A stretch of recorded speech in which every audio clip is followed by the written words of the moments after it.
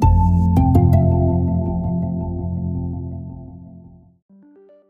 this module, we'll explore float and display. Floating allows us to make elements stick to the right or left of their container. Our plan for this module is to create a top menu bar with a logo on the left and a menu on the right.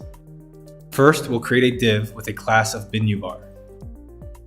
Inside of the div, we'll create two more divs, one after another.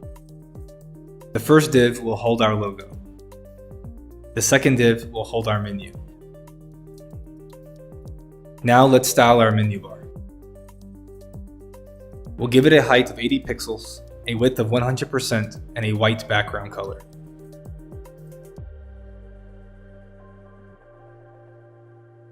Now, instead of getting an image from the internet, we'll open one locally. Here I have a logo saved in the same directory as my site. Let's put the image in the menu bar logo div. That looks good. Now let's create an unordered list in the menu bar list div with 3 list elements. When we run our page, we'll notice that the menu is appearing under the image. What we actually want here is for the menu to stick to the right of the menu bar. We'll call the menu bar list and add a property name of float and then right. Now our div is floating to the right. Notice that our menu bar logo div is pushing the other div down. To fix this, we'll make the menu bar logo div float left.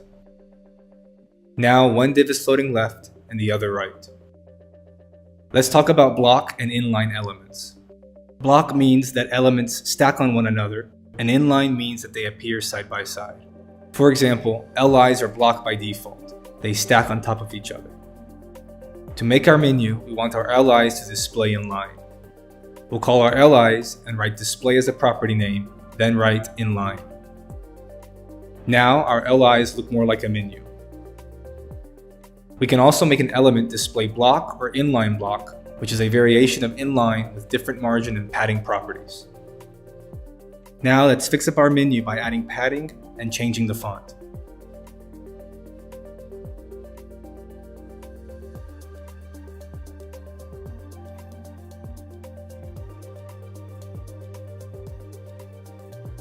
By using float and display, we can have even more control over our elements.